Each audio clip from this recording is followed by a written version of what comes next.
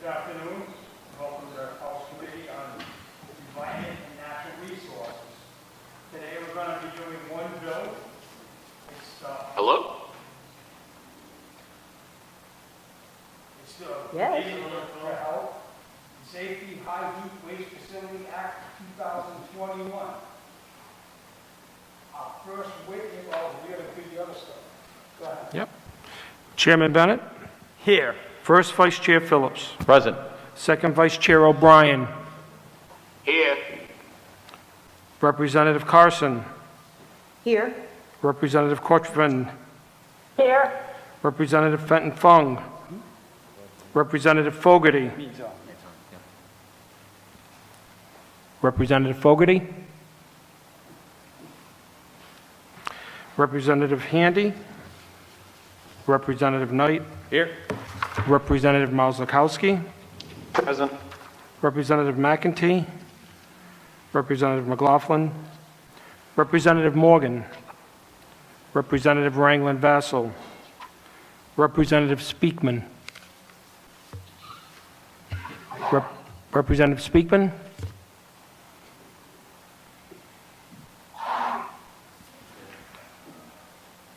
Is she on? Let me go back to Representative Fogarty. Looks like she's on, but is she on mute? We need one of the two to get a quorum. We'll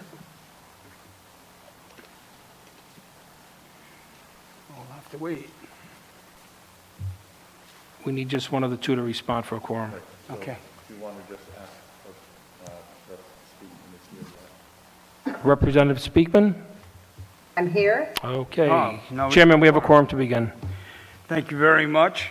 I'm going to make a motion to hold this bill for further study. Second. All in favor, say aye. No, roll call. Roll call. Roll call. I forget Chairman, roll call. Chairman Bennett. Yes. First Vice Chair Phillips. Yes. Second Vice Chair O'Brien. Yes. Representative Carson. Yes. Representative Craven. Representative Fogarty. Representative Knight. Yes. Representative Marzlikowski. Yes. Representative Speakman. Yes. Chairman, the motion passes 8-0. Thank you. So as I was saying earlier, the bill we're going to do tonight is relating to health and safety, High Heat Waste Facility Act of 2021. Prohibits new high heat waste processing facilities. Our first witness will be the sponsor, Representative Caldwell. Thank you, Chairman. Thank you, members of the committee. I'm proud to introduce today House Bill 5923, like you said, the High Heat Waste Facility Act of 2021. And this act would prohibit new high heat waste processing facilities here in Rhode Island. I have come to learn a lot about this process in these facilities over the past year, and I can say confidently that we absolutely do not want Rhode Island to become a destination for these types of waste facilities. My constituents don't want to see one in their town or in any city or town in their state, and I agree with them. High heat processing is just burning waste. Regardless of the number of steps you have in the process, it's burning waste.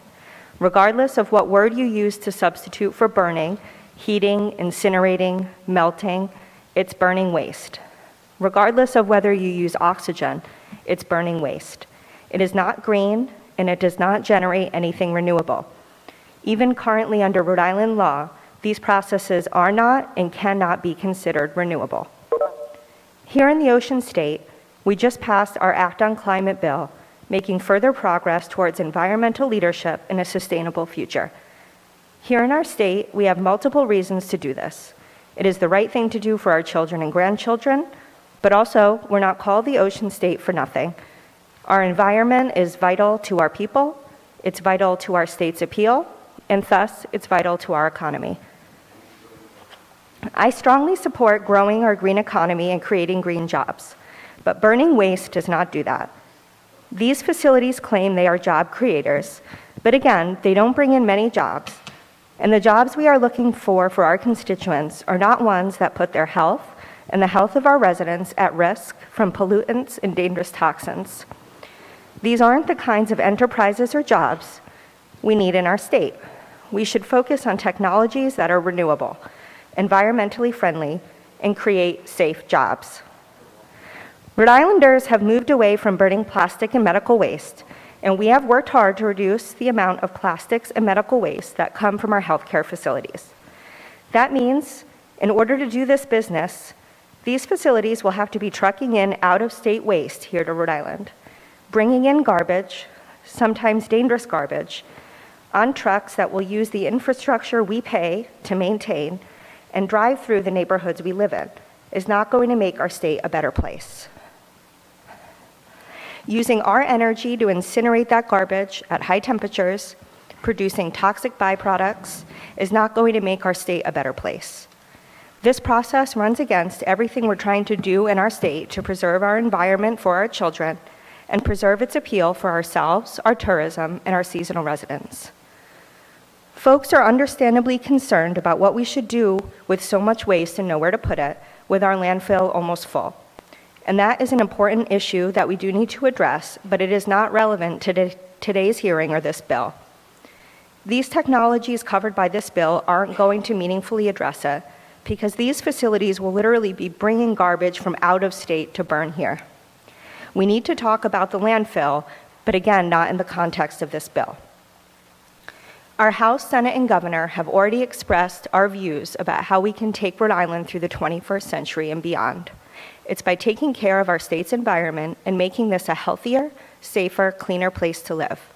We should apply those same values to making this decision, not to allow these risky facilities to bring risky waste and risky jobs to our state.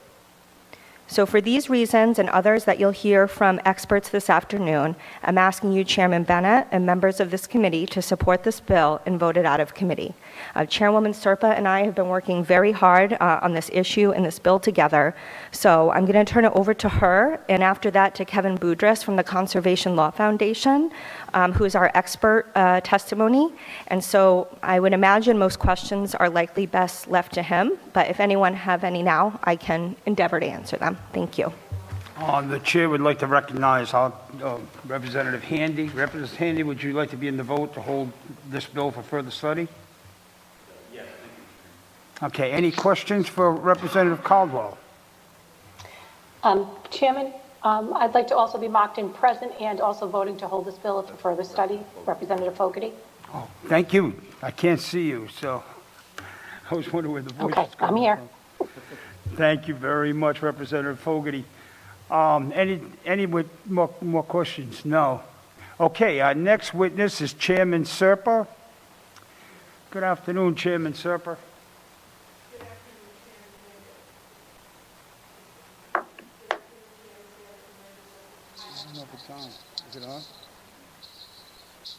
Here we go. Good afternoon, Chairman Bennett and members of the committee. I apologize.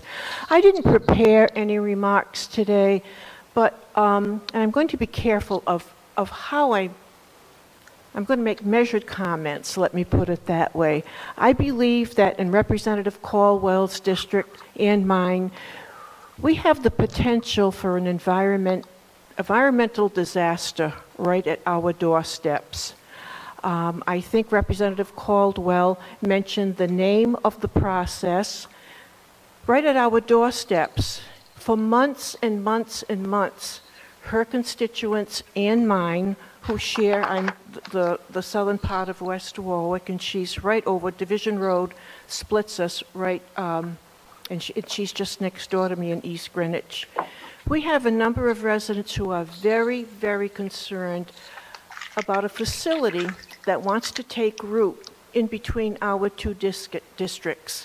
They would burn medical waste at very high temperatures, and we can't seem to get good answers. We can't seem to get a real good handle on what, if anything, it would do to the air we breathe, to the water that gets flushed into our sewer system and into our oceans, frankly. And it's a very worrisome process.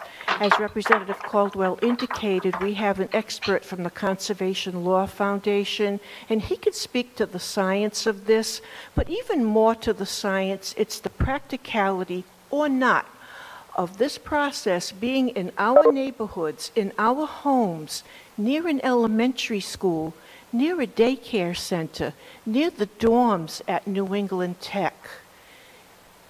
Traveling our roads on Route 2 in Big Mack trucks full of medical waste, full of medical body parts.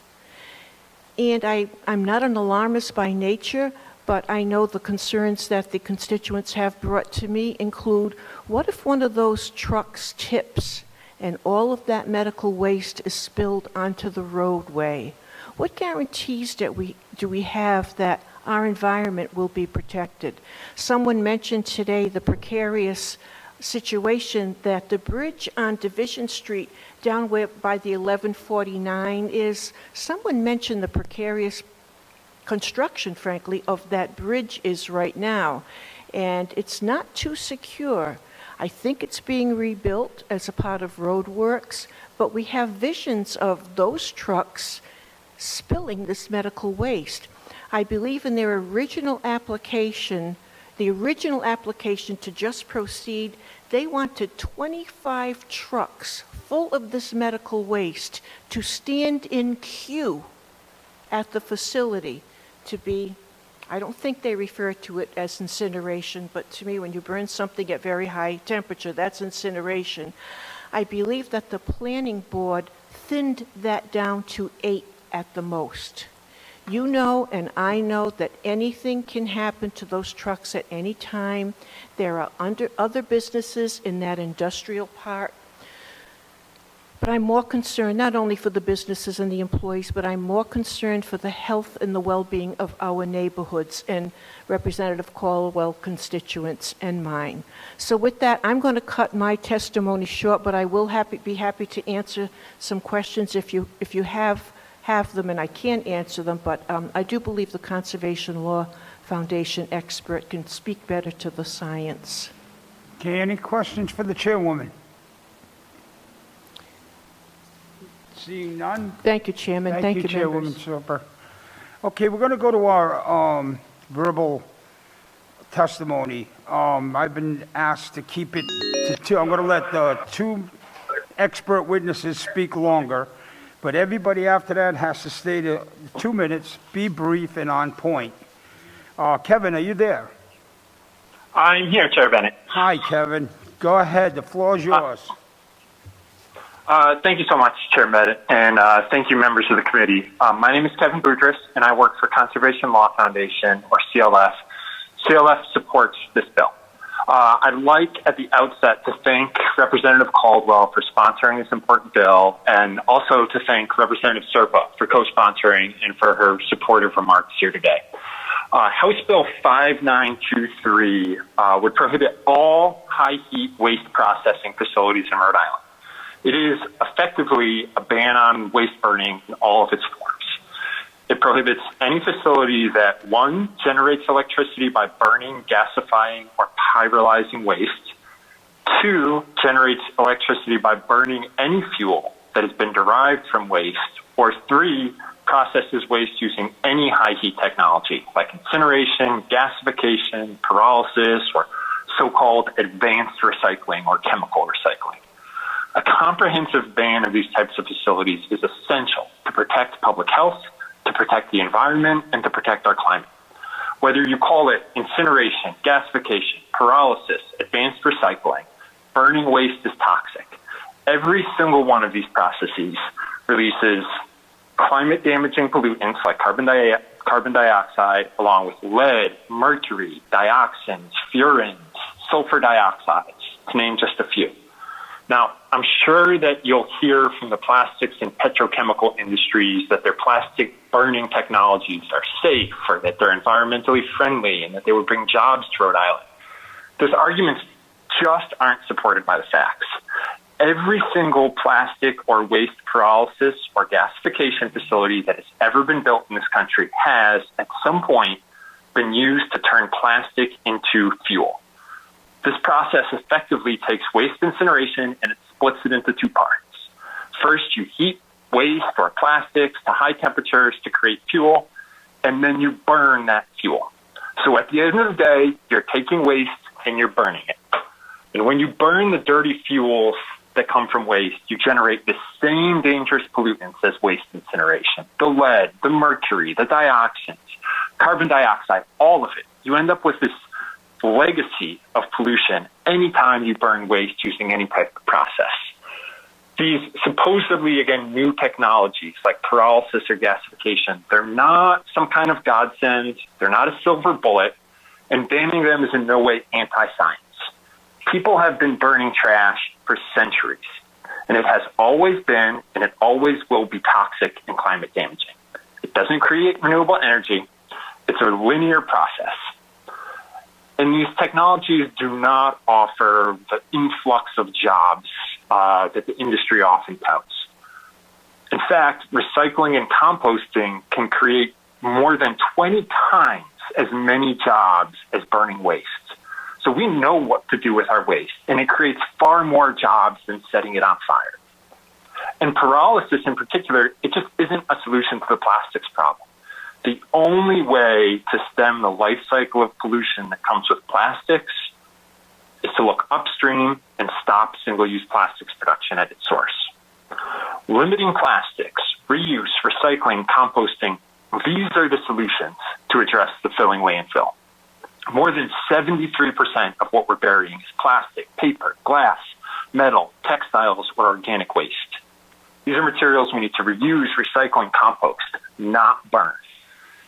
And this committee has already heard several bills this session that would ban unrecyclable plastics, create a bottle bill program, improve composting. We have the solutions at our fingertips right now, and we're on the cusp of implementing them. We need to follow that course, not take a step back in time and start burning our trash. And of course, there's the all-important Act on Climate, which the governor is soon going to be signing into law. Burning waste in any form flies in the face of that landmark legislation. We cannot meet our climate goals if we're burning waste or if we're propping up the fossil fuel and petrochemical industries by pyrolyzing or gasifying plastics. And last, but certainly not least, burning waste has a significant inequitable impact on our most vulnerable communities. Nationwide, around 80% of waste incinerators are located in low-income communities and communities of color. Decades ago, our neighbors in Connecticut and Massachusetts fell into this trap. And Connecticut now burns 2/3 of its waste in communities of color in Hartford and Bridgeport. And 6 of the 7 incinerators in Massachusetts are located in environmental justice communities. And we see these same unjust patterns when it comes to so-called advanced recycling. Petrochemical lobbyists like to call attention to the Agilent facility in Oregon that supposedly uses pyrolysis to turn polystyrene foam back into the styrene monomer. Well, that facility ships much of that styrene to plastic manufacturers in Louisiana that have so thoroughly contaminated nearby communities that the area is now known as Cancer Alley. Rhode Island should take no part in these injustices. The city of Providence has already taken action and banned all high heat waste facilities, and it's time for the state to follow suit to protect all Rhode Islanders, our environment, and our climate. Thank you again to Representative Caldwell and Representative Serpa. Thank you for the opportunity to testify, and I'm happy to take on any questions. Thank you, Kevin. Is there any questions for Kevin? Representative Knight. Thank you, Kevin, for your testimony. Do you know about how hot the average pyrolysis plant operates? So they operate at a range of temperatures. Some of them operate as low as 500 degrees Fahrenheit, but usually they're up in the range of from 1,200 degrees Fahrenheit all the way up to 2,000 degrees Fahrenheit. And that's the pyrolysis chamber, so to speak, itself, where the waste is heated in the absence of oxygen. So, from 500 all the way up to 2,000 degrees. So as I understand it, the theory here is that they heat and they heat and they heat to try to break whatever they're burning down to component chemicals, and then those component chemicals are supposed to be inert. Do I have the theory down? I know you don't subscribe to that theory, but is that what's advertised? Yes, that's what's advertised. But I would even say that often the advertising doesn't even go so far as to say that what they're creating is inert. They certainly say that it breaks it down into all sorts of constituent compounds and gases. And it's certainly our position at CLS that these chemicals that are created are not inert. So can you tell us with any kind of detail, and if you can't, that's fine, but I'm just curious, can you tell us with any kind of detail what generally happens to the byproduct once it's been burnt and broken down? Yes, yeah, happy to.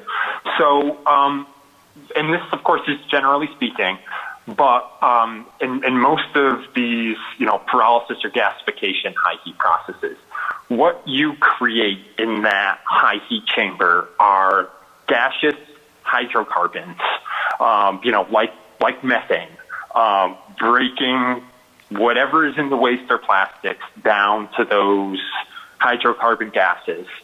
You also end up with tars and oils, which when they're at that type of temperature are typically also a gas. And then you end up with solid residues like ash or char. And so when they let these materials out of the pyrolysis chamber, again, usually in these types of processes, they take the gases, so that's the hydrocarbons and tars and the oils, and they scrub them or supposedly clean them to pull the tars and oils out so that you're just left with the hydrocarbons. And that's often what's used as synthetic fuel. They burn those hydrocarbons. The tars and the oils and the ash and the char that are left over, they contain a lot of the contaminants, a lot of the pollutants here, like lead and mercury, those heavy metals. Persistent organic pollutants like dioxins and furans are often left behind in the ash and the tars and the oils and all of that stuff. So the solid and liquid byproducts you're left with can contain really high concentrations of some nasty stuff. So do they barrel that up and ship it off somewhere or put it in the parking lot? What do they do with it? So the ash and the char often has to be sent somewhere to be landfilled. So again, the idea that these types of facilities obviate the need for landfilling just isn't true because you end up with solid waste that needs to be thrown into a landfill. Okay. A lot of times these facilities burn the tars and the oils. So, and this isn't pyrolysis, this is just straight out burning in the presence of oxygen. So you've got these tars and oils and, the synthetic fuels that contain, again, lead, mercury, dioxins, and they're burning them on site. And so then you've got, some pretty problematic emissions from that type of burning. So from my research, what I've read, and tell me if I'm getting this right or not, is that if you had a system that is really, truly using high heat, you could, in theory, get everything down to its component elements. But that kind of system is not economical to run, and that's not what we get with these pyrolysis plants that are going up, when they go up somewhere in the United States. Yeah, it's absolutely correct that, in theory, you could break everything down in some way, although some things like, again, the heavy metals aren't going to be broken down any further. But the practice is very different than the theory, especially when you're talking about heterogeneous waste. So like residential waste or medical waste, where you've got lots of different stuff in there. The right temperature for all those different materials, you can't achieve it, because you've got so much different stuff in the chamber. So the practice is much different than the theory, especially when it comes to the toxics and the environmental impact. Great. Thank you. I appreciate it. Representative Handy. Okay? You're fine. Any other questions for Kevin? Yes, Representative Carson. Thank you, Chairman. I don't know if Kevin knows the answer to this, but maybe he could at least comment on it. What types of constant monitoring of this type of a facility would be placed on, say, either the EPA or DEM? Would they be, do they look at it once a year, once a month? What kind of, resources would state or federal government have to put into this to make sure that this thing is not really as poisonous as it potentially seems to be? So the answer to that would, of course, vary a little bit depending on what exactly the type of facility is and what it's doing. But in general, the authority would fall on DEF because they enforce the Federal Clean Air Act in Rhode Island. Now, when it comes to monitoring, and again, every facility is a little different, but monitoring is a huge problem at all types of high heat facilities because, especially for the most toxic chemicals coming out of these, again, the heavy metals like lead and mercury, dioxins, furans, chemicals that are toxic in any concentration. Most of these facilities are not continuously monitoring for those emissions. They are, in effect, estimating their emissions based on testing that's done once a year. And so they're using the testing they do once a year and looking at the operating conditions to estimate how much lead, how much mercury, how many dioxins are coming out of the facility, which just isn't good enough, especially for people that are living right nearby. If you're living next to a trash incinerator and you've got to breathe in air every single day that has lead in it, that type of self-estimation is just not adequately protective. I have a follow-up question. So I heard Chairwoman Serpa talk about the fact that this particular site that she and Representative Caldwell are concerned about might be using the Division Street exit off of Route 95, which I didn't really understand until they said it, and potentially, I don't know if that's for sure. So let's say trucks do use that Division Street exit off 95, which is kind of tight and very heavily trafficked. What would happen if one of those trucks sort of got in an accident or spilled over? I imagine that Chairwoman Serpa or Representative Caldwell would be more suited to answer that question, but that would be nothing less than a disaster if a truck full of dangerous medical waste were to upend on a public road. I wouldn't want to be anywhere nearby. Thank you. Any other questions for Kevin? Yes, Representative Craven. So when we talk about that the plastic waste would be converted to fuel, where does that fuel get used? What happens to that? Can you explain that part of the process a little bit further? Sure. So many of these facilities will burn the fuel on site to generate electricity or to contribute heat to the pyrolysis or gasification process. Again, because pyrolysis in particular, there's no oxygen, all of the heat has to come from an external source. So a lot of these facilities, use the pyrolysis process to make fuel, and then they burn that fuel to help go back and heat the pyrolysis chamber. Theoretically, the fuels could be shipped elsewhere to be burned. But these are, waste-derived and plastic-derived fuels are nasty. To put it simply, they contain higher concentrations of things like lead and sulfur, and they emit more particulate matter than even diesel fuel.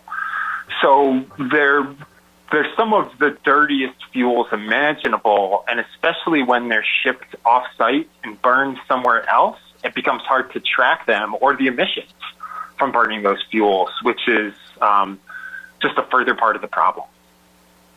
That's what I was wondering about, because as Rep. Carson just said, you have the risk factors of the products coming in, and then if there's fuel or some other byproduct going out, that then off the site, then there's another chance for contamination of if an accident happens. Thank you. Thank you, Representative. Any other? Representative McEntee. Let's see. Can you hear me? I can. I can. Okay. I want to be counted as present and my vote as affirmative, please.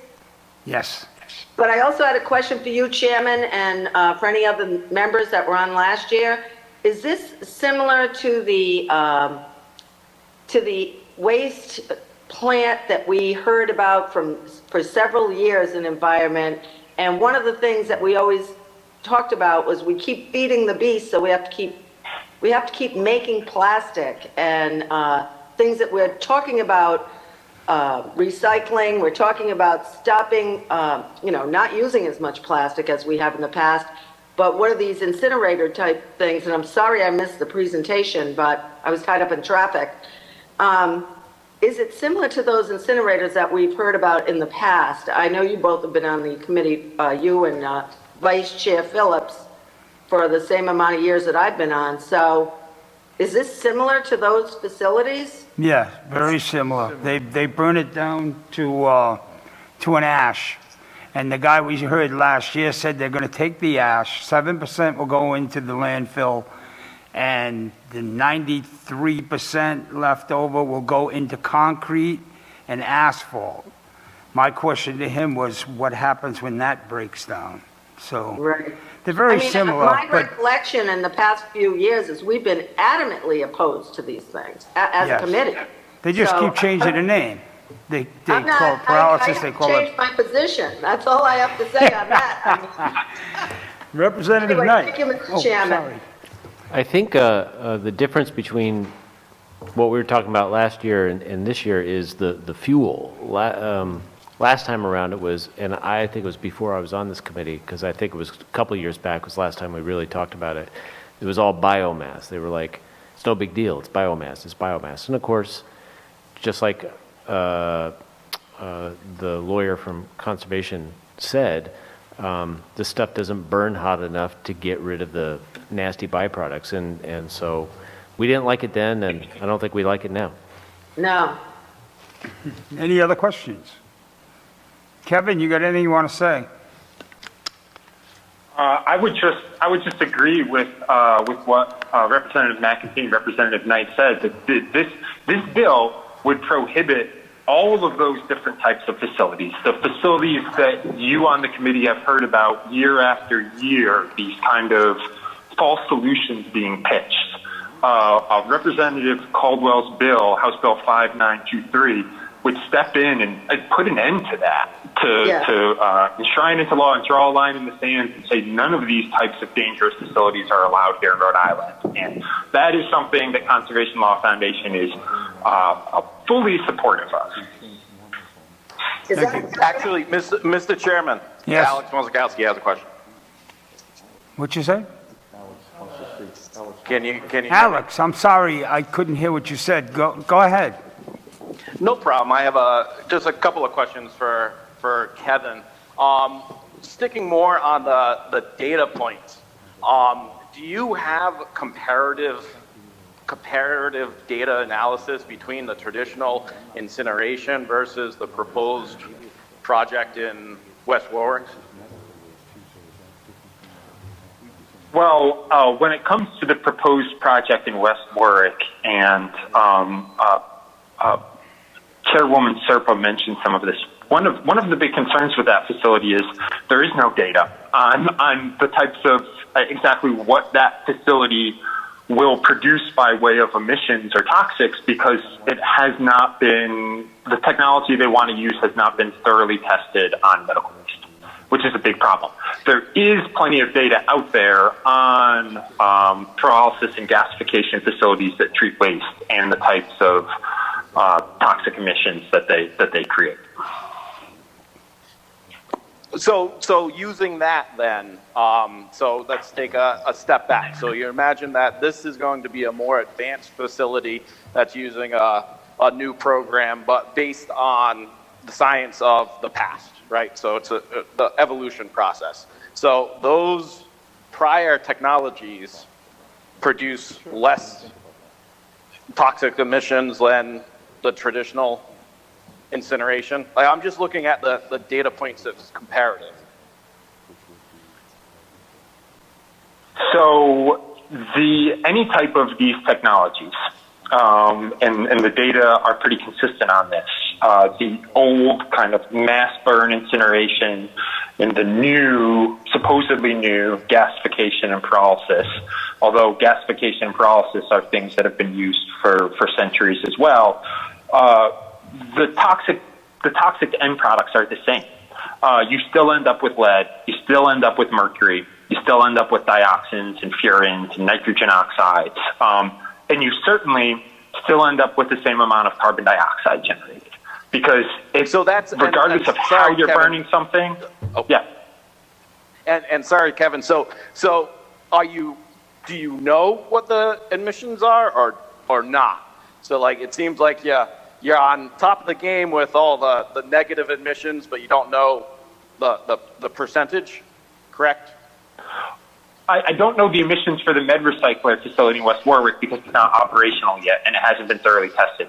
I do know that other gasifiers and pyrolyzers emit, in the fuels that they create, emit large concentrations of, again, those same toxics, the heavy metals, the persistent organic pollutants. Okay. And Chairman, just thank you for your patience. My only concern with this is just because I know Representative Caldwell made reference to it's still very important to reduce the waste going into our landfills and everything like that. The broad scope of the language of the legislation, so it's not specifically geared towards one facility, it would be geared towards the state if I saw it correctly. So when the new programs and new incineration or new whatever biodiversification aspects are developed, that could be, the next big thing in green energy and recycling will be prohibited in the state because of the legislation. So that's the only thing we have to think about the limited life and the landfills. So with that, thank you very much. Thank you, Representative Malzakowski. Any other questions? Representative Speakman Yes. has a question. Representative Speakman. Thank you. Kevin, thanks for your testimony. To follow up on Representative Marzikowski, are there any waste-to-energy technologies that meet your standards, or are they all to be wary of? There are no waste-to-energy technologies or technologies that burn waste or turn waste into fuel to then be burned that are green or renewable. Anytime you're burning anything, especially waste, you are going to be releasing climate-damaging gases. There's no way around that. You have to release the carbon that's stored in these materials. You can't burn something and not have that happen, which is a huge problem when we're trying to fight climate change in this state. Yeah, right. And there's nothing that can capture those emissions, again, to follow up on Rep. Marzikowski's question. There's nothing that can capture those emissions and avoid releasing them into the environment that you know of yet? That we've ever seen. Again, people have been burning waste in a lot of different forms for a really long time, and the results have always been the same. You always end up with toxics. You always end up with climate damage. And there's really no way around that as we see it. Okay, thank you. Thanks, Chairman. Thank you. Any other questions? Seeing none, thank you, Kevin. Thank you very much. Thank you. Those were the main speakers in support of this bill. The next speaker is opposed to the bill. He's an expert, James T. Maloney. He's from Farmer Cycle, LLC. Hi, James. You there? Nope, we can't hear you yet, James. You can't hear me. Now I can. Now you can. Okay. Yeah, turn your device down. Turn my computer down. Yeah. We're getting feedback. All right, let's do that. Okay. Can you hear me now? Yes, it sounds good. Go ahead. The floor is yours. Can I hear what Chairman Bennett is saying? Yes. This is Chairman Bennett. Oh, Chairman Bennett. This is Jim Maloney. Yes. I've got a slideshow here. I'm not sure if they're going to be able to put it on, I don't know. but we're just going to go. It's thank you for hearing me. It's actually good to hear from you again.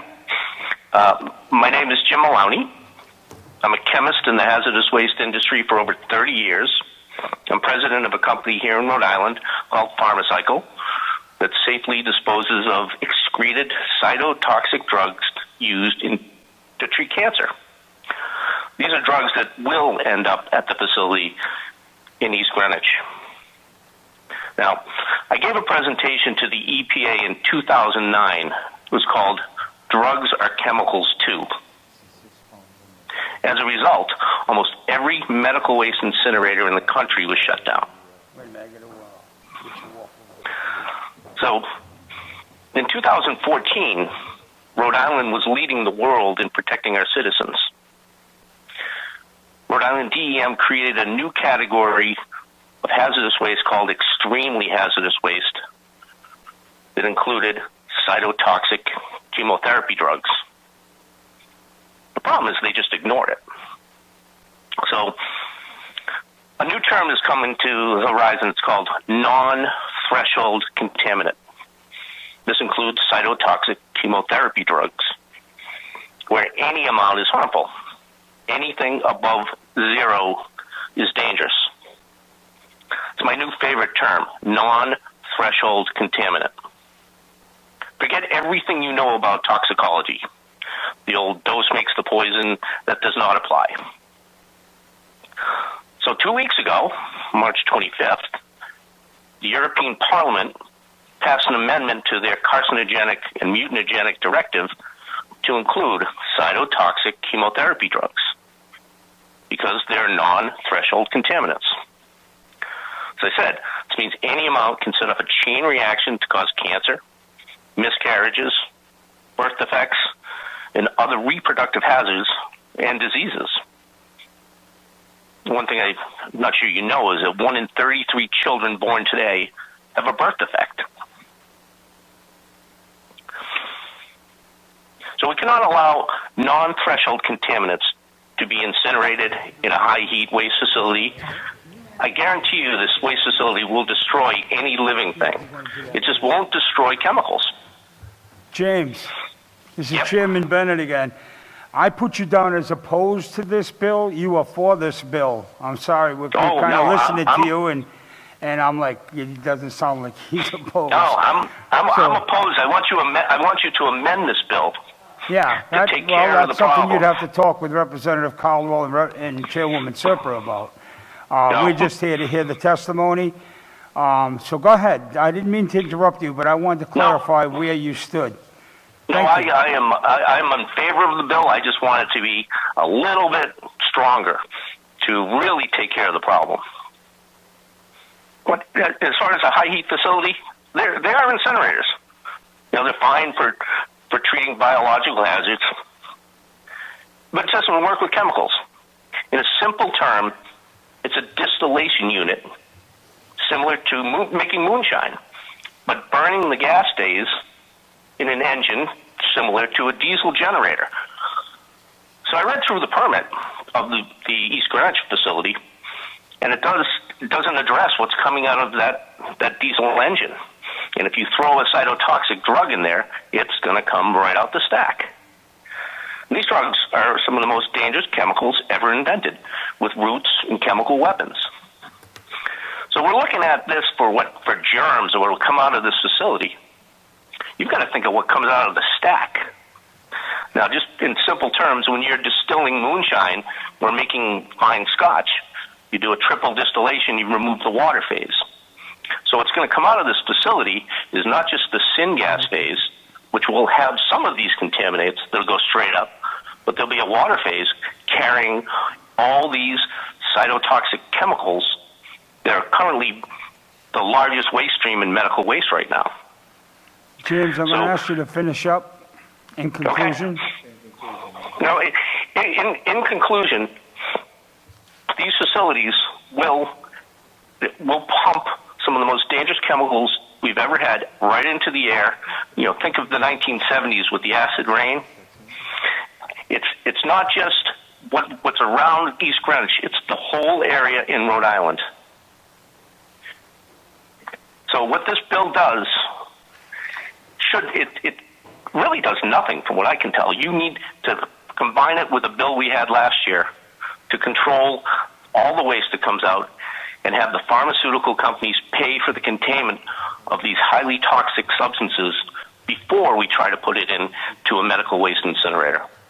Thank you, James. That's the point. All right, thank you, Dave. Let me see if everybody's got questions for you. Representative Handy. Thank you, James. I just wanted to make sure I understood that last point you were making. Sounded like that was what I was going to, it sounded like you were starting to answer that question, which was the way that what you'd suggest to Rep. Caldwell and the committee in terms of looking to a change to the bill to strengthen it, to address what you're talking about in terms of these toxic products. They're not necessarily constituents because you're actually starting off as a toxic product. What kind of changes do you think would potentially capture what you're concerned about? Well, we had a bill in 2015 in the Senate, and the change was to collect these chemicals at the source. And from 2015 to now, there's been a tremendous amount of legislation in the United States and all throughout the world to control these chemicals. And the legislation we had in 2015, where we had the former head of the Harvard School of Public Health, then he ran the International Agency for Research on Cancer, Dr. Peter Boyle. He flew in on his own dime. And the bill was to require the producers of these chemicals to provide for collection of the waste. It's very similar to a bill that passed in Alameda County 5 years ago on a drug take-back program. And we did introduce it last year, just because of the legislative, the COVID stuff. It just didn't go anywhere, and we didn't introduce it this year. What I'm proposing is that we control these chemicals before we try to put them into a medical waste incinerator. And right now it's just going down the drain. So we need to stop what's happening now, where we have these highly toxic, cytotoxic chemicals going right through our wastewater treatment plants into the bay, affecting the children that are swimming in our bays, or right down a septic system into the drinking water of someone in a rural area of Rhode Island. So essentially point source management, obviously just getting it before it gets in there, before it gets in anything like this kind of facility. Do you know, are these actually allowed to be burned in hospital medical waste facilities? No, they're actually treated as cytotoxic waste. They're a separate waste category. Okay. And there's two categories. One is called bulk chemo, and the other one is called trace chemo. And the trace chemo is the largest category right now, or the fastest growing category of medical waste. And that is definitely earmarked to go to this facility in East Greenwich, West Warwick. Thank you. So there is a whole regulatory structure on these chemicals. We are just ignoring the fact that it comes right out of the patient. And that's what we need to address. Up to 90% of these chemicals come out in the urine and the stool in 24 hours, affecting our families and our homes. James, let's see if there's any more questions out there for you. Okay. Anyone else? Seeing none, James, we're going to go on to our next witness. It's very long. Thank you very much. You were very helpful. All right.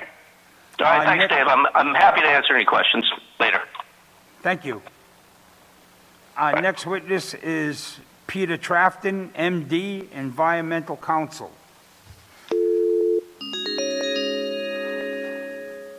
Doctor, you there? Hello, can you hear me? Yes, I can, Doctor. This is David Bennett, Representative Bennett.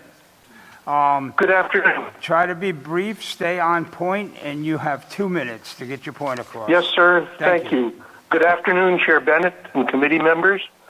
I'm Peter Trafton from Providence, testifying in support of H 5923 on behalf of the Environment Council of Rhode Island.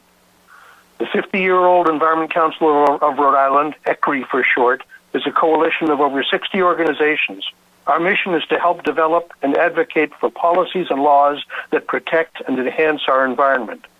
ECRI has reviewed H 5923, Rep. Caldwell's bill, and its companion, Senator Serpa's bill, S 527, and determined to support them because of the many problems of waste incineration in general, the serious risks and minimal benefits of high heat waste processing, and our state's long-standing policy, wise policy, of not allowing incineration of waste. The emissions from burning plastic are dangerous and inevitable, no matter what name is applied to the technology and what temperature is used. While we do have a waste crisis, especially related to plastics, as you have heard, incineration is not an appropriate answer, and it continues to fail the test of the marketplace. Regrettably, petrochemical producers are flooding America with claims that support so-called advanced or chemical recycling in an effort to sell their plastics as reusable. However, turning plastic into fuel, as Kevin said, and then burning that fuel is the same as burning plastic with dangerous emissions and no significant energy benefit. The few such facilities that have been put into service have been economic and environmental failures and sooner or later are shut down. Rhode Island needs H 5923. It's clearly demonstrated by currently active efforts to establish a high heat incinerator in West Warwick to burn medical waste gathered from all across New England. This project has somehow progressed through several steps of permitting and applying for state-supported funding without establishing its safety, without even knowing any of its results, and furthermore, its financial viability in the longer run. To prevent repetition of such attempts and to preserve Rhode Island's environment, please approve passage of H 5923. As you've heard, Providence has recently banned high heat incinerators. The rest of Rhode Island should follow suit. Thanks Thank you, very Doctor. much for the opportunity to testify. Any questions for the doctor? Seeing none, thank you very much, Doctor. Thank you, sir. Our next witness will be Greg Garrett.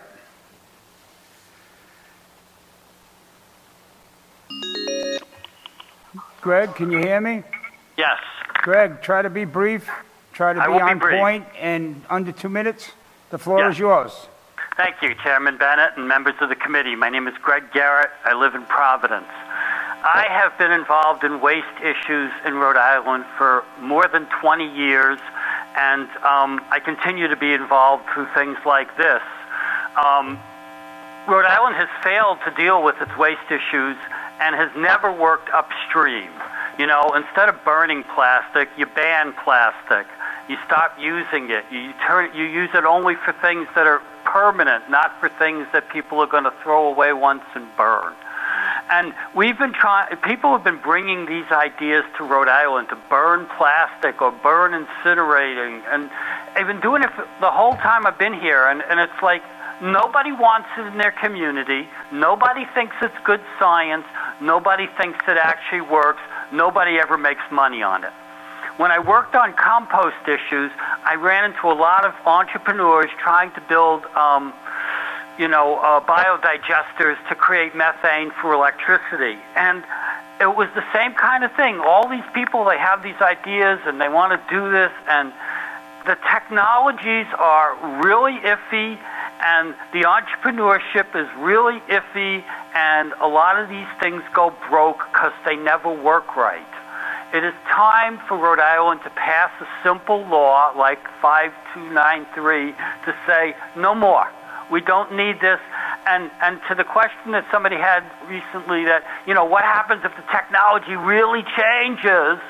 I have no doubt that if there really is some miracle, that Rhode Island will be able to pass a law to allow for the miracle. But at this point, there's no miracle. We've been seeing this for 20 years. It's time to end the game. Please pass this law. Thank you. Thank you, Greg. Any questions for Greg? I have a comment, Chairman. Yes, Representative Carson. I didn't know if your hand Thank was you, up, went Chairman. above the screen. I just want to really agree with what Greg has said. And I remember that there was a hearing a few years ago on a bill similar to this, and I testified on it. I was not on the committee at that time. And I want to remind my colleagues on this committee that none of our constituents are asking us to burn any kind of waste. Our constituents They don't want burning waste. They want us to take other steps to figure out other ways to deal with waste. So I just want to say my constituents don't want burning of waste. And I haven't gotten one letter asking me to support any bill on the burning of waste. And I bet no one on this committee has. So let's remember that. Thank you very much. Thank you, Representative Carson. Representative McEntee. Thank you, Chairman. I have to echo Representative Carson's views and the prior speaker. We're supposed to be banning plastic, not building an incinerator that we have to continue to make plastic to feed the beast. I mean, what are we going to do once if we eventually ban non-reusable plastics? And what are we going to do then? There'll be nothing to feed this thing. And now we have this horrible incinerator that's just waiting for more toxic material. I mean, I don't see that. I don't see it at all. You know my feelings. I mean, I've said it every year. I can't see it. It's not the way Rhode Island should go. Thank you. Thank you, Representative McEntee. Any other questions? Seeing none, thank you, Greg. Thank you, Chairman Bennett. It's always Have a a good pleasure day. listening to you. Our next witness is Renu Engelhardt from the Town Council of East Greenwich. Renu, you there? Yes, I am. This is Representative Bennett from the Environmental Committee. The floor is yours. Try to be brief, keep it 2 minutes, and stay on point. Yes, thank you. Hi, my name is Renu Engelhardt. I'm a representative, actually a member of the East Greenwich Town Council. I am testifying in support of H5923. I would like to point out that pyrolysis is used in very few places in the United States, and mixed waste pyrolysis is not used anywhere in the United States, and very few places around the world. In fact, in India, one of the Indian states has banned pyrolysis altogether because of the pollutants that it emitted. I'd also like to point out that Rhode Island is one of the most densely populated states in the country. I think we have about 1,000 people per square mile. There is not any area in this state that's not going to be affected by burning waste, whether it's people or persons, or whether it's natural environment or water. In my area, for instance, there are a lot of people who are on well water. Any mixed waste contaminants that happen within the water table will actually affect people's drinking water for us. And I'd also like to point out that municipalities are the ones that take the complaints regarding smells and any type of odors or any type of contaminants or any type of issues that may come up with a mixed waste or any type of waste facility.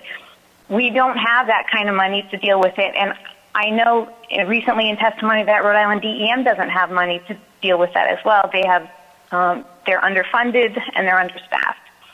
I would really like to see this be banned. I am very much in favor of this bill. And I would like to also respond to one question. Somebody had asked earlier, one of the representatives had asked about the facility that's in West Warwick on the East Greenwich line, and they talked about the traffic coming in off of 95. That area actually is one of the highest accident rates within Kent County. Exit 8, Exit 7, they both have really high accident rates. It's on the DOT's last comprehensive plan. And just because it's off of 95 doesn't mean it's not residential. East Greenwich had zoned that area residential and farming, and it has been that way literally for decades. And so just because it's off of the highway doesn't mean anything. Anyways, thank you so much for allowing me to testify. Thank you. Renu, you there? I'm going to ask a question. Yes, I am. Anybody have questions for Renu?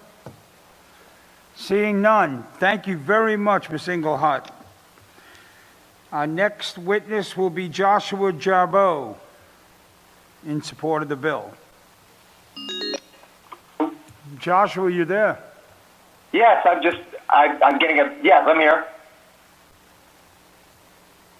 Hello? Hello, you there? Yes, are you guys ready for me? Yes, I am. You have 2 minutes. Be on point and be brief. Okay. My name is Joshua Jarboe. I am an emergency physician. I've been in Rhode Island for 18 years. I support the bill. I'm going to tell you a little bit. I know you guys are trying to figure out, both politicians and citizens, about the science and the benefits and the hazards. So about 2 months ago, one of my friends asked me to look at the scientific process of pyrolysis. So I kind of did a in detail study, hours and hours of research. I have articles on the from the EPA and the National Renewable Energy Laboratory, which I reviewed like hundreds and hundreds of pages. And I just wanted to give you like in a minute what I found. So basically in 2020, there are about 15 of the pyrolysis plants in the U.S. Several of these are out of business from lawsuits or from finance issues. Most of them are located far away from major populations. There's a few in South Africa and Britain, and there's over 150 in India. In the EPA documents, their air emissions showed volatile compounds like hydrocarbons, which are carcinogenic in some of the plant emissions, particularly one near Niagara Falls. The gases they produce are hydrogen sulfide, which is a rotten egg smell, nitrogen dioxide, which is the orange tinge you get from like when you fly into Los Angeles. And just to give you an example, like the Med Recycler, I know this is not specific to that, but their proposed emissions would be about 4,000 cars worth of carbon dioxide. So based on what I read, the reason I'm pro this bill and against these plants is it's really new technology. It's not been vetted out. Some of these plants have failed because of lots of money lawsuits, and they're unable to sell the bio oil, potential carcinogens, the potential bio oil leak into the groundwater in the bay, and the smell, which is supposed to be a burned rubber and rotten egg smell. And I just hope that if these go through, that someone has visited one of these plants across the country to get some anecdotal evidence from either DEM officials from other states or people that live near these facilities. It's really kind of on new technology. It's fairly complex. And all this stuff I'm talking about, I wrote a letter. There's multiple references on it, mostly from the EPA, but also from the National Renewable Energy Laboratory. And that's all I have to say. Thank you. Thank you. Have a questions good for day. Joshua? Seeing none, thank you, Joshua. Have a good day. Thank you. You too. Be safe. Our next witness is Robin Babcock. No affiliation. She supports the bill. Robin, you there? Robin? Yes. Hi, this is Representative Bennett from the Environmental and Natural Resource Committee. You have 2 minutes. Try to be on point, okay? Thank you. I will. Thank you, Representative Bennett. My name is Robin Babcock. I live in East Greenwich, and my representative is Justine Caldwell. The bill in question, of course, is 5923, and I would ask that you pass the bill. First, I would like to thank our local representatives for hearing and listening to our concerns. I urge our state leaders and state agencies to perform due diligence on what effects this type of project will have on our health and our environment. The vague promises of these types of projects being green and harmless are not enough for me. I don't have confidence that any due diligence has been done at any level. The facility states it will be green, but what does this buzzword mean? The energy used to run this facility hasn't even been proven to be less than the energy it releases, and at what cost to our health would it be? I fear that the emissions and toxins will be dangerous if they get into our water and air. No one has performed tests to prove otherwise. Some of the concerns I have are the list of toxins. They're quite frightening, actually. There isn't a buffer to separate this facility from anyone. Will a site plan even be done? And the lack of concrete testing to date really concerns me. As acknowledged by DEM, there'll be very little oversight from them. They just don't have the manpower, the budget, and the facility will be in charge of itself as far as testing goes. Where will the responsibility fall when there is an accident or disaster, because it's inevitable. There isn't a comfort level with this project, so I'm asking you to pass this bill and also to include Med Recycler as one of the facilities that you deny. Thank you. That's all I have. Thank you. Thank you, Robin. Any questions for Robin? Seeing none, thank you, Robin. Thank you. Bye-bye. Wait, there's a question where? Okay. All right. No questions, I'm sorry. No problem. Thank you. Let's move on to our next witness, Helen Tay, in support of the bill.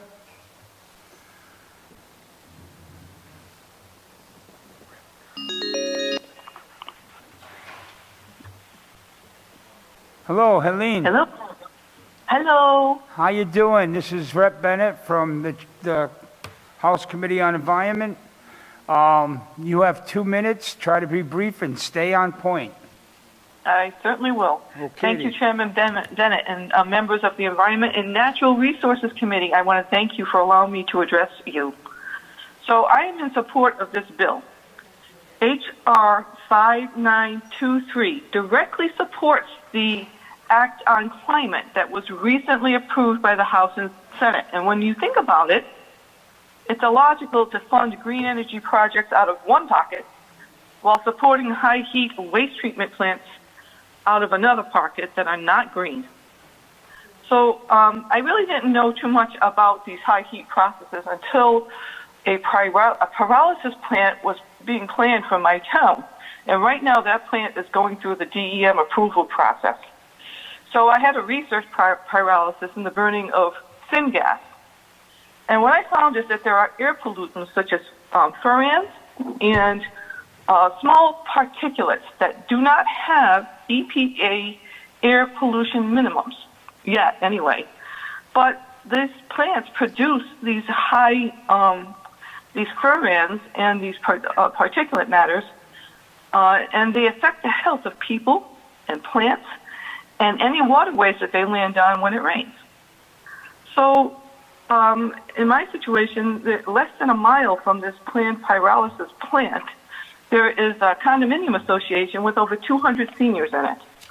And only 800 feet from this planned plant, pyrolysis plant, is a daycare center. So these two vulnerable populations are going to be susceptible to the toxic air pollutants that are going to be produced by this plant.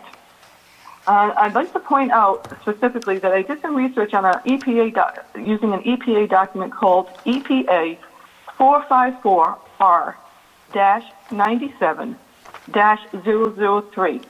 And on page 4-26 of that document, it specifically states that furans can be absorbed by particulate matter and released into the air, or they can be vaporized into the air. So either way, there's no minimum on this, and we're going to be subjected to this. Thank you, Helene. Helene. Okay, can I? Yeah. Can I just ask then that you please? Can I ask that you please approve HR 5923 for further action? Thank you. Thank you. Any questions for Helene?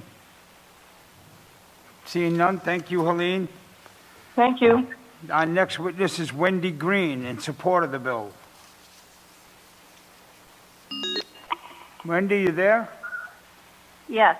Rep. Bennett, be brief. You have 2 minutes. Go right ahead. Good afternoon, Representative Bennett and all attending House representatives. My name's Wendy Green. I'm a resident of Kent County, and I'm a concerned citizen, obviously, of Rhode Island, and I'm speaking today in support of H5923. What prompted my support of this bill is that I got involved to speak out against the proposed Med Recycler medical waste facility, which Representative Serpa and some others have talked about today. I happen to live off of Division Road, which is about 2.5 miles from the proposed facility, and also a mile from Route 4 and Interstate 95. And the reason I got involved was after doing my research, I really felt dismayed and shocked that our state would even consider any type of high heat waste facility because, one, it has the potential of leaking toxins into the communities and our environment. Two, it's not proven to be green. And 3, it just doesn't make good business sense. And as you know, we're a small state, about 1,200 square miles with a population of just over 1 million people. So that equates to about 800 plus people per square mile, densely populated state. So why would we even consider having a high heat waste facility in our small, densely populated state with a major interstate running through it? And, you know, my thought is, God forbid there's a catastrophe. What would an evacuation plan even look like? What about the cost of the cleanup and the potential harm to humans, animals, and wildlife, and the potential to pollute our neighboring states? I mean, we don't live in a bubble here. So I'm not sure if anyone saw in the news this past week, but I happened to be visiting Tampa, Florida. Total nightmare there for many residents. Initially, about 300 people were evacuated from their homes along with their pets. And it was because an abandoned fertilizer processing plant had a leak in the polluted pond. About 160-some million gallons of wastewater were released into the Tampa Bay. And the property itself was owned by an was not owned by an engineering or science-based company, but it was owned by a New York-based investment company. So they bought the place many, many years ago. They didn't take care of the pond. It had a faulty liner, no proper insurance. Nobody was overseeing it. Somebody dropped the ball, and there you had this massive problem, Wendy, which finish triggered up. the leak. Finish up, Wendy. So I'm here I'm just wanting to speak in favor of the bill. I hope that Rhode Island will look to be a champion and world leader in expanding green economy rather than approving these inefficient types of facilities. And I thank you for your time today. Thank you, Wendy. Any questions for Wendy? Seeing none, thank you very much, Wendy. You be safe. Thank you. Thank you, you too. Our next witness is Dennis Lopez. Denise, I'm sorry. Denise, you there? Hello, Denise. Hello, Chair Bennett. Hi. How are you? Thank you. Go right ahead. You have 2 minutes to get your point across. Go ahead. All right, thank you. Thank you, Chair Bennett, the committee, and thank you to Representative Caldwell and Rep. Serpa. I have been kind of thrown into the role of representing my community in our efforts against the medical waste facility being proposed for Kent County. On a daily basis, I feel called, well, will it cause cancer? What impact will it have to our water supply? Should I move? Will it smell? How did it get here? And it's just, you know, the concern that's caused the community is undue and unjust, because I went into it objectively to understand what is a pyrolysis plant, what are high heat facilities like, what about incinerators, consulted with Kevin Boudris. And the bottom line is, as many have said, Rhode Island is too densely populated a state for these types of facilities to come forward. You know, the method is the same. I spoke to the people in Santa Fe as well as California. The companies come in under the radar to unsuspecting communities. You know, in our case, they looked, you know, under the guise of being the perfect spot for proximity to a working class community, the benefits of tax revenue, and the promise of jobs. What they discounted was the fact that there's no buffer, you know, in per our state regulations for solid waste. You need a buffer in order to, you know, even consider this type of facility. You have 70 people on one side of the wall and Interstate 95 on the other. You know, and again, that goes into the fact that for alternative technologies that are presented, there are many loopholes that they look in to say that it's not an incinerator because of this, it's not this because of that, it's green because of that, but no one really has the answers on, but yet they keep proceeding. You know, many companies are looking to come to Rhode Island claiming to be green with no concern for our welfare, just for the bottom line. And, you know, early on, you know, the first thing people say is that this is a NIMBY issue, and it's not a NIMBY issue, because a bill like this would protect everyone in Rhode Island from whether you're in Providence, East Greenwich, Warwick. None of us need this type of facility in our neighboring communities. Rhode Island needs sustainable industry, not pop-up ones that typically shut down due to environmental concerns, fines, or finances needed to further support their initiative. And again, after spending over a year objectively trying to learn, the concerns stated are quite, you know, are real, and quite frankly, just, you know, any environmental or health concerns the public would be subject to are not a concern for most of these companies coming in. And with the state looking to reduce emissions and help protect our beautiful state and all who live here, it would be counterproductive to allow high heat facilities to operate in Rhode Island. I urge you to move forward with support of this bill to help protect all Rhode Island communities from going through the worry and concerns our residents are currently facing. And, again, help to protect the others that aren't able to protect themselves. Thank you very much. Thank you, Denise. Any questions for Denise? Seeing none, thank you very much, Denise. Our next witness is Tracy Kozakowski. She's an East Greenwich resident. Hi, Tracy. Tracy? Yes. Hi, how are you? This is Good, how are Representative you? Bennett. You have 2 minutes to get your point across. Be brief and stay on point. Thank you. Thank you very much. Thank you all. My name is Tracy Kozakowski. I'm a taxpayer and property owner in East Greenwich. I'm a constituent of Representative Caldwell's. I am also a former Rhode Island hazardous waste production chemist, so I have a little bit unique view into what is going on here. I'm in support of H 5923. Here we are simply trading one problem for another. Yes, disposal of hazardous waste, including medical waste, is an issue. However, we can't simply create another problem.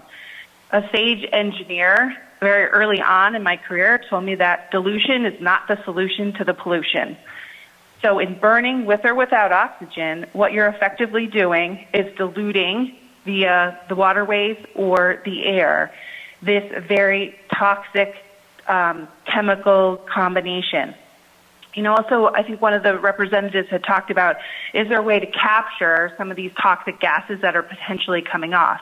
Well, the problem is there are scrubbers that can potentially capture gases, but if you don't know what's going in, then you don't know what's going to come out. And these are not homogeneous mixtures. There is anything and everything that is qualified as medical waste or as hazardous waste in these containers to be burned. With this dirty fuel, there's really nothing green about it.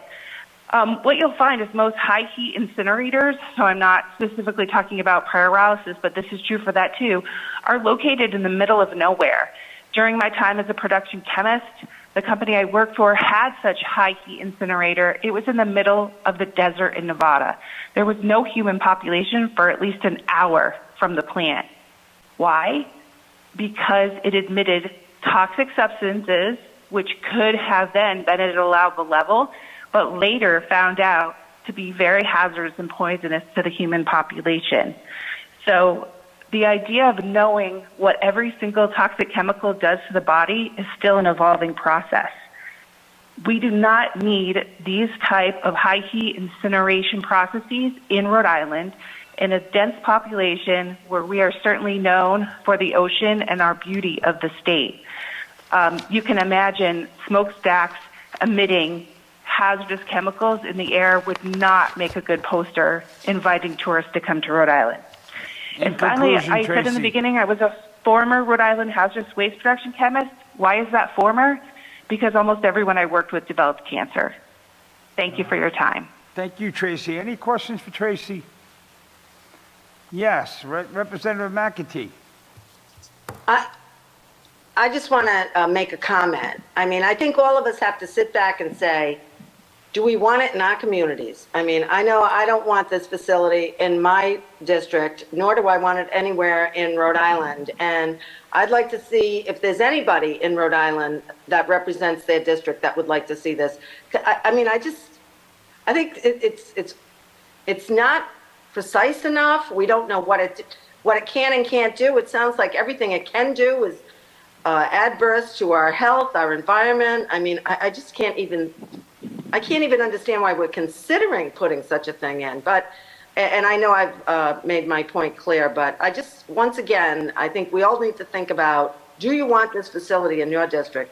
I know my district would go nuts if such a thing were coming to our area, Narragansett and South Kingstown. So that's all I have to say. Thank you, Chairman. Thank you, Representative. Representative Speakman. Thank you, Chairman. I agree with Representative McEntee. I don't think anyone wants one of these in their community. We have had a couple of arguments about the capacity of the landfill And Mr. Boudris rejects this as a way to reduce the impact of plastics on the landfill. The letter that we've received from the American Chemistry Council, and I don't think they're going to testify, Mr. Chairman, but they make the argument that this is not about destroying waste materials, but it's about converting these materials, this is a quote from their letter, converting these materials into something reusable. Can you help us understand the validity of that claim? This is Tracy. Well, what do you mean by reusable? As Kevin had said, sure, there's fuel created, but it's among the most dirtiest fuel known.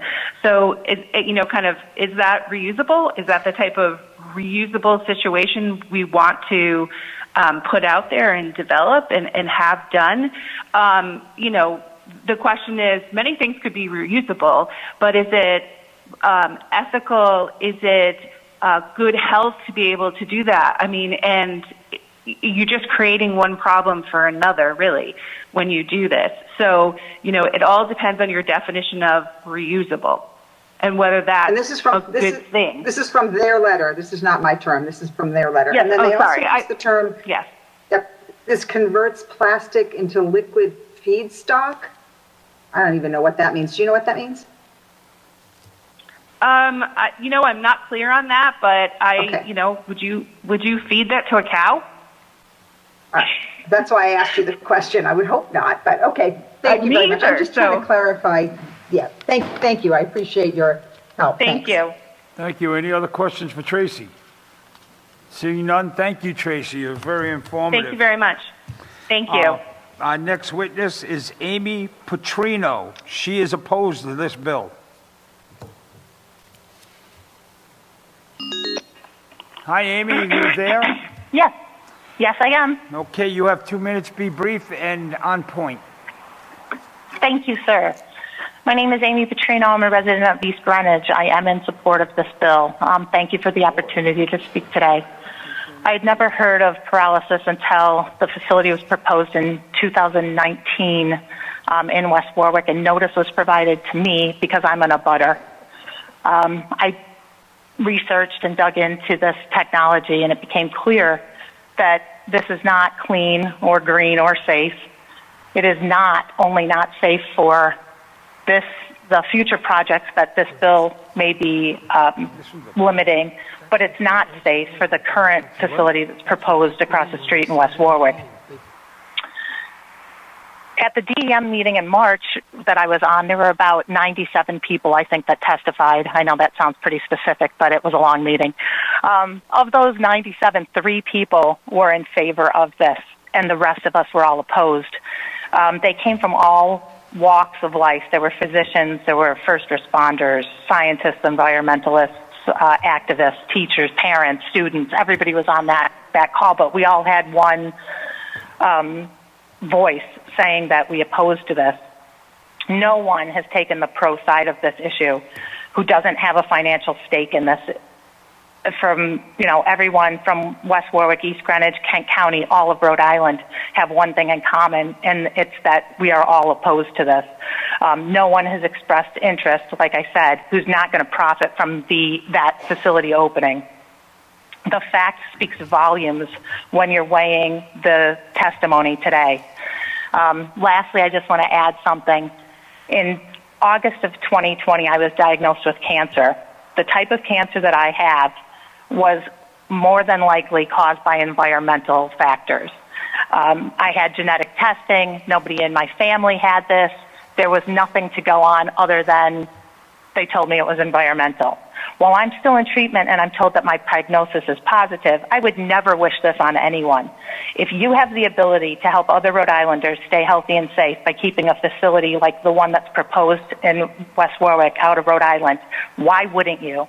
Please consider amending this bill to include the West Warwick facility that's proposed to go into place, and that way it will be once and for all taken care of. It won't have to go any further, and we won't have to worry about what our future holds. I thank you for the opportunity to testify today.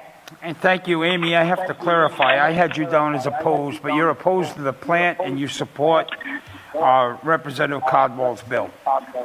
Most definitely. I thank Thank you. Representative Caldwell. Thank you. Any questions? I have a Yes, comment, Representative Chairman. Carson. Yeah, I want to say that I thank the woman for testifying, and I agree with her 100%. I want to just comment that there's really nothing wrong with people testifying on our bills who have an economic interest in the outcome of the legislative process. But my hope would be that we would start investing in more jobs and bringing in more industries that would not create the types of problems that we potentially could see with this type of an investment. So thank you very much. Thank you, Representative Carson. Anybody else? Seeing none, thank you, Amy. You be safe. Thank you. Thank you. You're welcome. Our next witness will be Erica Weinshank.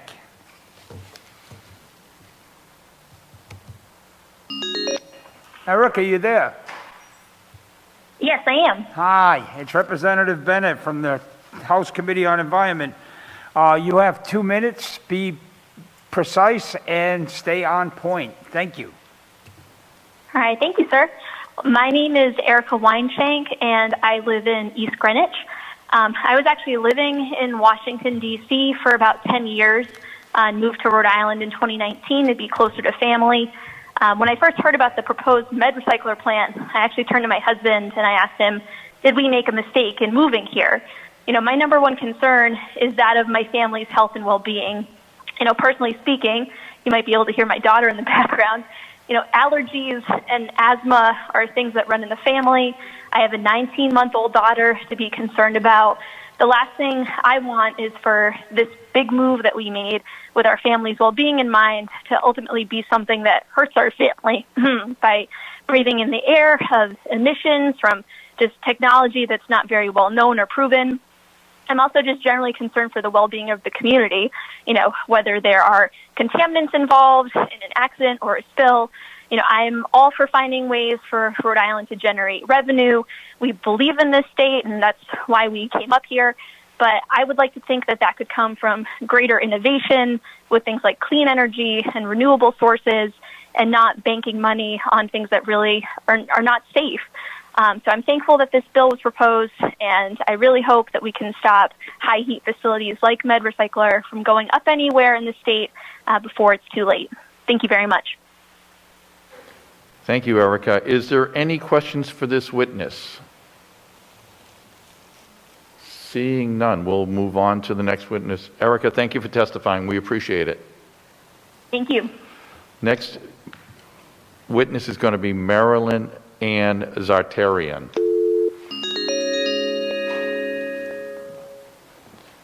Marilyn, are you there? Yes, I am. Very good.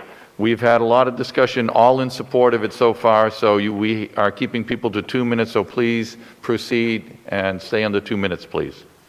Thank you. I'm Marilyn Zartarian, and I'm speaking on behalf of the many residents of Taylor Point condominiums. We are located directly across the street from the proposed high-heat medical waste recycling facility, Med Recyclers, and we're nestled in between a daycare center and New England Tech. Obviously, with all that's been spoken today regarding all the negative effects, et cetera, and all the scientists and reps who have spoken today, I don't want to be redundant, but you can imagine our extreme concern about the multitude of environmental issues listed in the findings and what was spoken about today. I do want to add, because most of the things that I have already that I have down to discuss have already been discussed, and I applaud people for coming forth with their concerns. But I did want to add a few things, and I'll be brief. According to DEM, their Med Recyclers is allowed to burn 70 tons of uninspected medical waste daily from states beyond our borders. I also want to add that Med Recyclers has already moved in their equipment, and they have a sign posted right on Division Road. I'm confused about all of this because, first of all, DEM has already issued one permit, and they're pending the second permit, which they will decide upon by the end of July.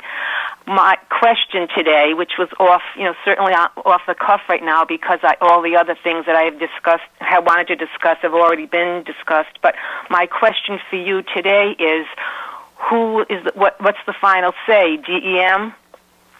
Or will your laws, if you pass them, prohibit med recyclers from coming in? I'm not sure if they're grandfathered because they've already started the process a few years ago. Can anyone answer that question? Is it DEM or is it your governing body that would prohibit this hazardous experiment from coming in?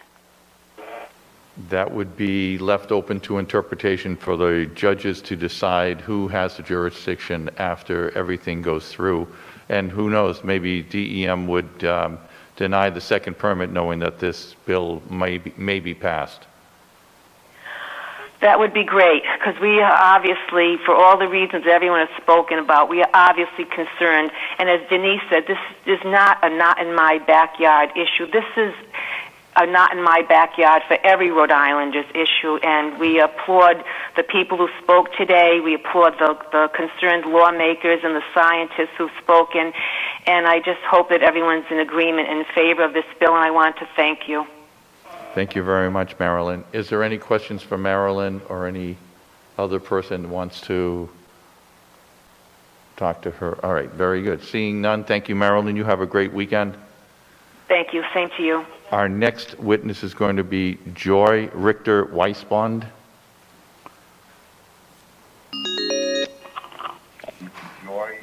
Joy, are you there? Yes, I am. Okay, you have 2 minutes to testify. You're in support of this bill, and if you could turn down the background on your computer or that so we don't get any feedback, that would be great. Sure. Thank you you so much. Members of the House Committee on Environmental and Natural Resources, I just want to thank you for conducting this hearing today regarding HB 5923. My name is Joy Weisbord. I'm a resident of Representative Caldwell's district, and I strongly support this bill prohibiting new high-heat waste processing facilities in Rhode Island. There are people who have and will continue to testify today who can, if you seek out their expertise, attest to the specific scientific details of the many dangers of having high-heat waste processing facilities in such a densely populated state as ours. By any measure, Rhode Island is one of the most densely populated states in the U.S. There are clear dangers to human health from the emissions and byproducts of high-heat waste processing, let alone clear horrors that could occur if there were to be an industrial accident involving this type of plant or business. At only 48 miles long by 37 miles wide, the effects of high-heat waste processing are shared statewide and cumulative. More plants equals higher risk. Rhode Islanders enjoy a wonderful quality of life, and we value our natural resources, our open spaces, our access to clean air, and bay and ocean water. We need to protect these resources and this quality of life now and for future generations, and make sure that no one from inside the state, or certainly that no one from the outside, can try to use fancy words or terms that sound good or sound great to sneak bad, dangerous business in under our noses. Not in West Warwick, not in East Greenwich, not in Coventry, Exeter, Burrillville, Johnston, Scituate, Central Falls, and not anywhere in the state.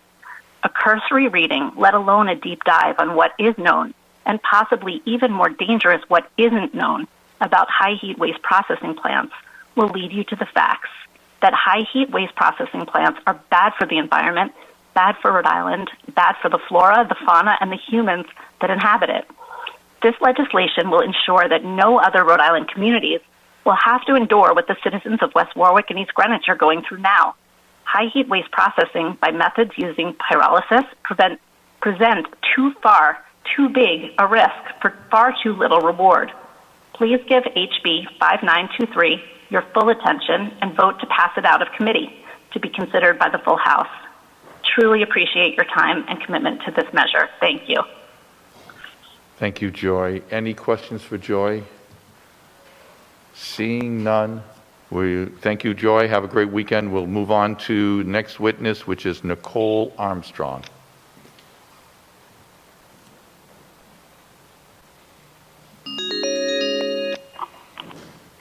Good afternoon, Nicole. Are you there?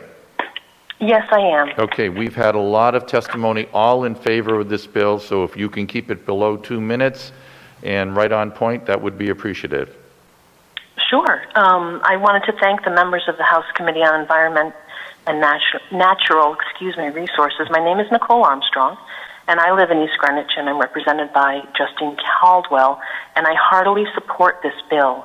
The scientific literature on staged waste incineration, such as pyrolysis or gasification or plasma, because that's what it is. It's divided into stages, one of which is incineration. The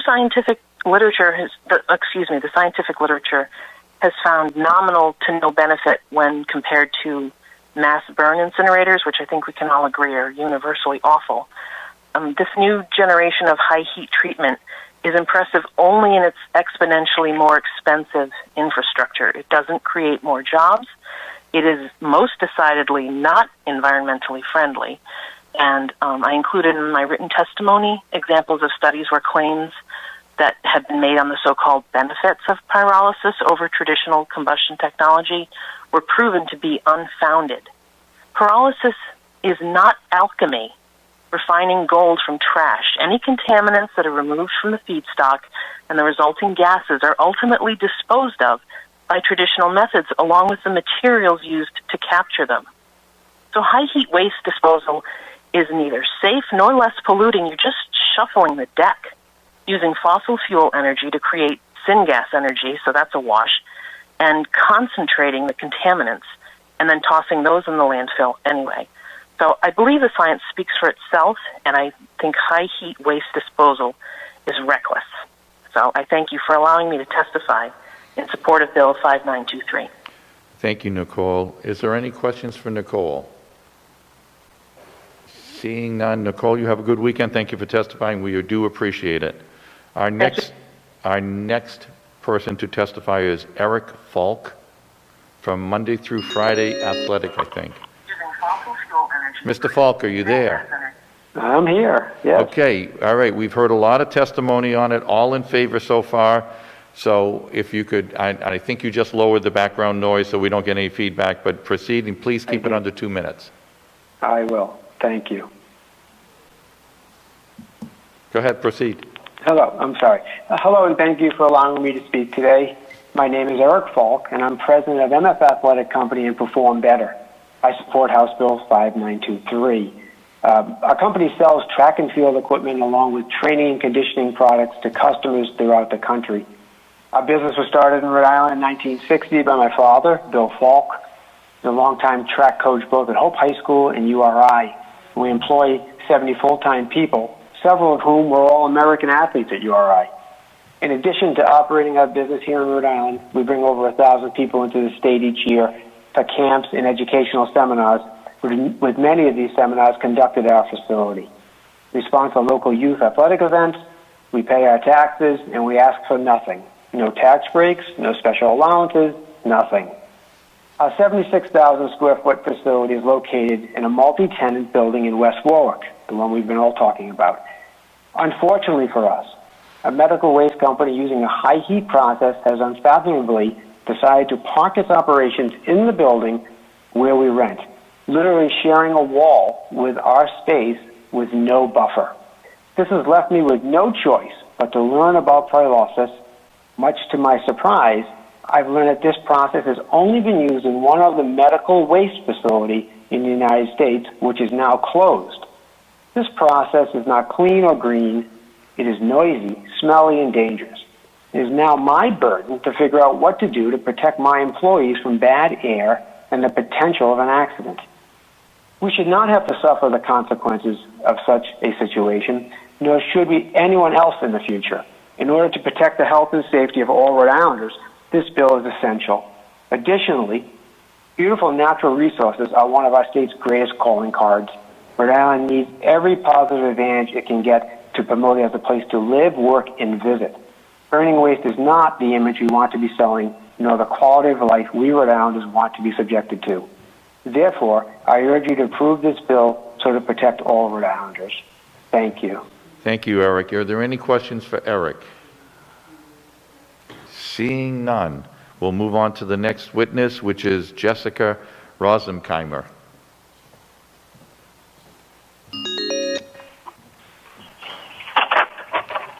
Jessica, are you there? Yes, I am. Hello. Thank Hello. you for taking my call. Yes. Hi there. Yes. There is. Excuse me. We've had a lot of positive testimony in support of this bill, so we're keeping testimony to under 2 minutes. So you may proceed. Okay. Thank you very much. Yes. Hello, Chairman and members of the committee. Thank you for taking time. My name is Jessica Rosenkeimer. I'm a resident of East Greenwich, Rhode Island, and I do support the bill H5923. Basically, I'm sitting in the car with my children right now, doing all the activities we do, and this is very uncomfortable for me. I'm shaking like a leaf, but I have to do the right thing. This is something out of my wheelhouse. I've heard all of the experts, all of the testimonies about this med recycling, and I'm just like pretty much horrified, and with good reason. My job as a mother is to take care of myself and my children, and when I heard about all the health risks involved in this, it will be a long-term cumulative problem, but when they said birth defects for my children's children, genetic mutations and deformities, I couldn't not speak up. I just have to protect them and do the right thing, and I'm hoping that everyone who's listening and here on the board will make the right decision and rule with their conscience and take care of Rhode Islanders. I'm a native Rhode Islander. I care about the people who live here. I care about my family and our community, and I feel like this is just not safe and it's not okay. And, I looked at the facility where these untested machines are, it is as if it was like cobbled together with outdated surplus material. It's like, I don't know, I have to speak with only fact, but, to put it next door to a daycare with all that we've heard about how dangerous, pollution from incinerating 70 tons of medical waste daily. I don't want to break into tears. I think all I can do is, quote Spider-Man and just say, with great responsibility, comes, with great power, comes great responsibility, and I'm just urging those in power who we've elected, who we trust, to make the right decision and support Bill H5923 so that med recycling can't proceed. It's not okay for our community. With all the health risks and the pollution and the odor and how it hasn't been tested yet and how facilities similar to this have been closed down due to fragrance and it's so close to other businesses and New England Tech. I'm just speaking from the heart right now. Yep. And I appreciate your time very much. Thank you, Jessica. Thank you. You did an excellent job. Don't be so nervous. You did fantastic. So.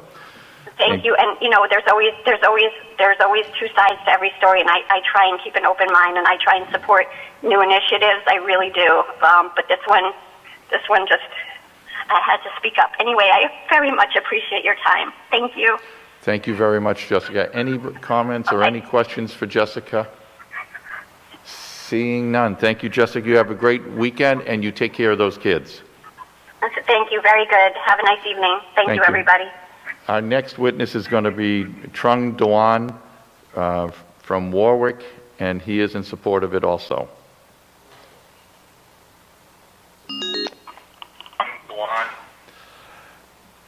Mr. Dewan, are you there?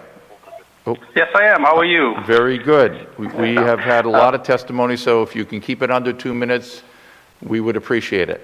Go ahead. I sure will. Thank you. My name is Trung Dewan, and I'm a dentist, and I've moved here in Rhode Island in 1997, and actually 2 years ago, I bought my very, very first home in Warwick, and I love the state, and the reason I'm calling, without repeating a lot of what has been said, working in the healthcare field, and I talk with a lot of my colleagues, in dental and medical, with what's going on with the pandemic, one thing that we need to take into consideration is that medical waste is growing at an exponential rate. And, there's a lot of plastic, a lot of chemicals, just a lot of bio waste. And, I'm concerned that this is something that will continue to trend as years go by. So if we do, if we allow this to happen and we don't support this bill, then I'm afraid that we will end up being pretty much the dump ground, and we will be taking a lot of this waste, and that could be potentially a lot of problems and a lot of health hazards for the community. So I just want to say that and say thank you for letting me speak. Thank you very much, Mr. Dewan. Okay, so are there any questions for Mr. Dewan? Seeing none, that will conclude the testimony, verbal testimony. Mr. Dewan, you have a great weekend, and thank you for everything you do for the state. And thank you for your time, and thank you for all you do too as well. Thank you. Thank you. That will conclude the verbal testimony on House Bill H5923. We do have quite a bit of written testimony, and the written testimony can be found on the Rhode Island Legislature homepage under committee documents. Hit the drop-down box, and then it'll take you right to the screen where it gives you the committee, and then you can hit that, and it'll tell you which bill you want to read all the testimony on. But the written testimony we have, all of these except for one is in favor, so I'll give you all the ones that are pro for the bill or in support of the bill. Jay Rowe, Carol and Kevin Lampeter, Dr. Daisy Bassin, Eugenia Marks, Catherine Costantino, Barbara Walsh, Melissa Schernack, Abigail K. Mansfield Mercasio, Dudley Bennett, Matt Mattiole, Sarah Turshin, Cheryl Sachs, Teresa Butziger, Bill Zeck, Dave Diaz, Nancy Caldwell, Nicole Armstrong, Greg Armstrong, Tom Romeo, Miguel Figueroa, Marissa Cambor, Joshua Jarbu, Sarah Sinercia, Sharon Romeo, Jordan Goyette, Brian Bennett, Nancy Nordquist, Kevin Boudris, Lynn Moulton, Beth Ferguson, Christine Berger, James Ferguson, Lily Scott, and Farmer Cycle LLC. And the only one opposing this bill is American Chemistry Council. And that will conclude the hearing on House Bill 5923. Back to you, Chairman. Thank you very much. Do I hear a motion for adjournment? I move to adjourn. Second. Thank you, everyone. Have a good weekend. Bye-bye.